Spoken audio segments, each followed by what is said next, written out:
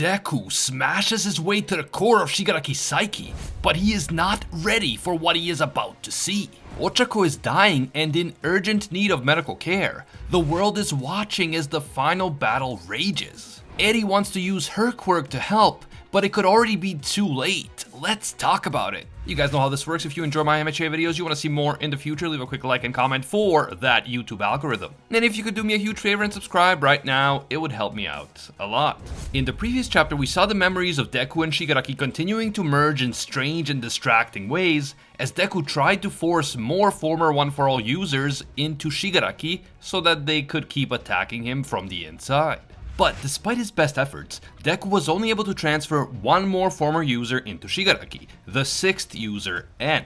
Shigaraki managed to successfully reject the other ones, but still, N getting in caused damage to the villain, so the strategy is working, only it's working slowly. Deku won't be able to just finish the fight in one move by transferring all the former users into Shigaraki at once and overwhelming him. He will have to keep transferring the users one by one and doing incremental amounts of damage to Shigaraki with each new transfer. The chapter ended with the appearance of an unexpected character, Eri. She was still inside the UA evacuation center, but she seemed determined to leave and presumably join Deku on the battlefield. Now, the idea of a child like Eri being allowed on the battlefield didn't seem very likely, but with how the chapter ended with Eri and knowing what Eri's power is, we couldn't ignore the fact that Horikoshi decided to bring the focus of the story back onto her in this crucial moment. The latest chapter begins with an incredible illustration of black-whipped Deku taking on finger monster Shigaraki. Shigaraki has basically wrapped himself in a thick armor of giant mutated fingers as Deku attempts to force his way through in order to make contact with Shigaraki's real body and force yet more One For All users into him. But then, right after that epic illustration, we are taken to the evacuation center and the scene with Eri. Eri is trying to leave the shelter and reach the battlefield because she claims that Deku-san needs her help. Ectoplasm tells her that she can't go because Deku is hundreds of kilometers away, and if that wasn't bad enough, the underground evacuation system has been compromised as a result of the previous battles, so transportation to the battlefield isn't even possible right now. On top of that, it looks like Eri hasn't even stored up enough energy for rewind yet because her horn isn't at its full size. Ectoplasm doesn't sugarcoat things for Eri. He tells her straight up that even if she could somehow get to the battlefield right now, she wouldn't be able to change anything anyway. Even though Eri feels like she wants to do something to help, the only thing she can do now, the only thing that all of them can do, is to believe in Deku. Man, Ectoplasm is pretty savage, just straight up truth bombs, no mercy. Eri feels bad about the size of her horn, and she begins to cry, but little Koda comes and comforts her. Meanwhile, one of the civilians who had expressed concern about Deku entering the UA grounds in the past is looking at the insane fight between Shigaraki and Deku, and he remembers Deku's promise to bring it all back. To bring back their normal lives after the villains like Shigaraki are finally defeated. The message here is clear. Everyone has to believe in Deku. They have to believe that Deku can and will defeat Shigaraki, no matter how bad things might appear right now. Now, I'm not sure if Horikoshi still plans to do something with Eri and her quirk, or if this was just a brief misdirection.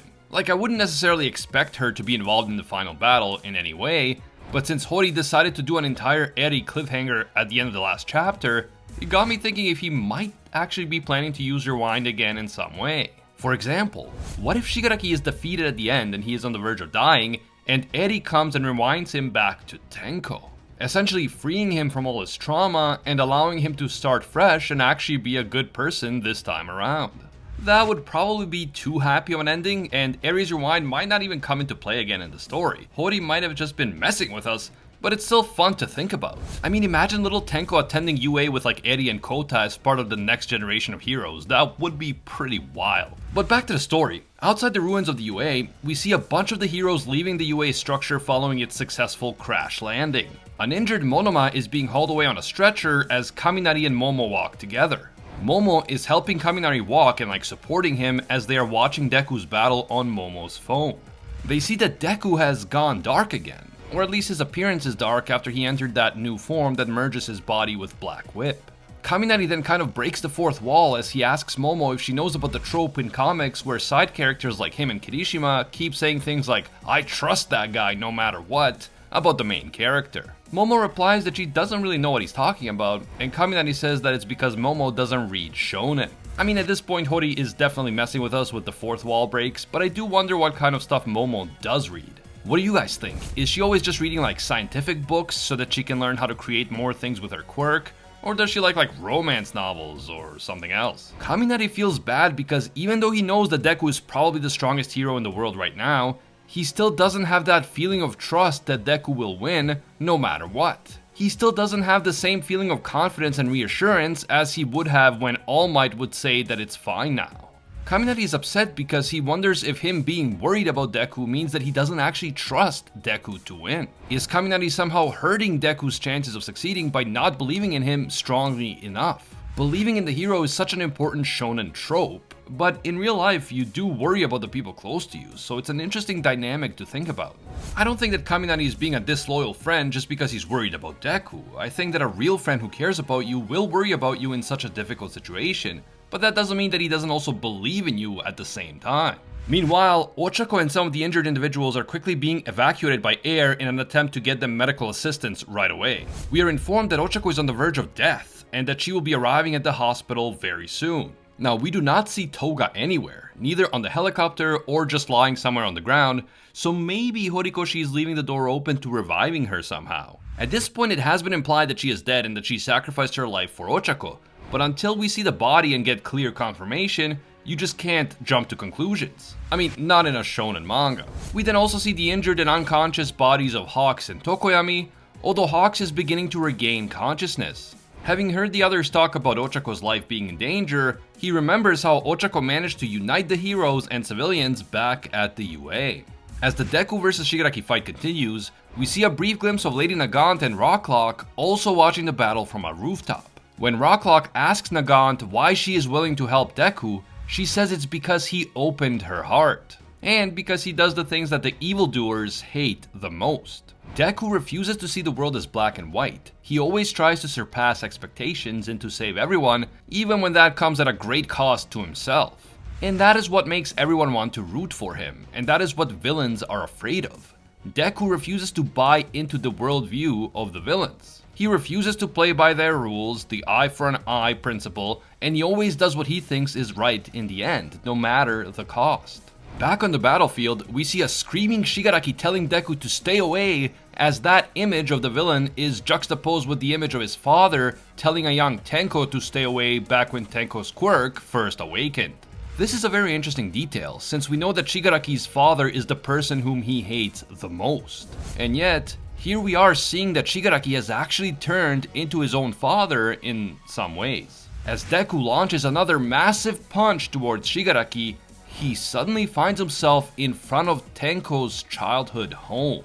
Deku finds himself at the very beginning of Tenko's transformation into Shigaraki. He finds himself at the root cause of it all, at the center of Shigaraki's psyche, and that's how the chapter ends.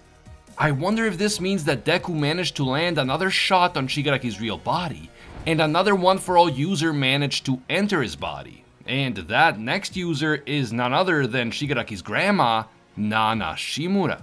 If Nana is the one who entered Shigaraki's psyche at this moment, then this is the perfect time to bring in the memories of Shigaraki's backstory and the truth about how it all started. As you guys know if you've been watching my chapter review vids, I've been saying for a while that Tenko Shimura was born without a quirk, that the man who walked him home right before his quirk suddenly manifested was actually All For One, and that he secretly gave Shigaraki decay without his knowledge. Decay then manifested later that night. Tenko accidentally killed his entire family, and he became the perfect grooming victim for All For One and Ujiko. I think that this is all about to be revealed in the coming chapters, and that will have a massive impact on the story. Right now, Shigaraki thinks that he has finally broken free from All For One's control. He finally sees himself as his own man, free to blaze his own path. He thinks that his past, including his origin story as Tenko, has been buried and forgotten. But when he learns that even his quirk and the biggest tragedy of his life were all For One's doing, he is probably gonna have another crisis of identity. And this could be the point at which the vestiges manage to break him from the inside. Shigaraki's ultimate defeat and the return of Tenko could happen in the next few chapters. Like, the whole series could end a lot sooner than we think. This could be it. What do you guys think? Is everything about to unravel in like the next few chapters? Are we already witnessing the final ending of MHA? Or do you think that there's still a bit more to go before the manga ends? Definitely share your thoughts down in the comments below. If you're looking for another epic MHA video to watch next, check out my video on the top 13 strongest multiple quirk users in MHA, link on screen and in the description. If you enjoyed this video and you want to see more in the future, leave a quick like to let me know. And if you could do me the huge favor of subscribing to the channel, it would mean a lot.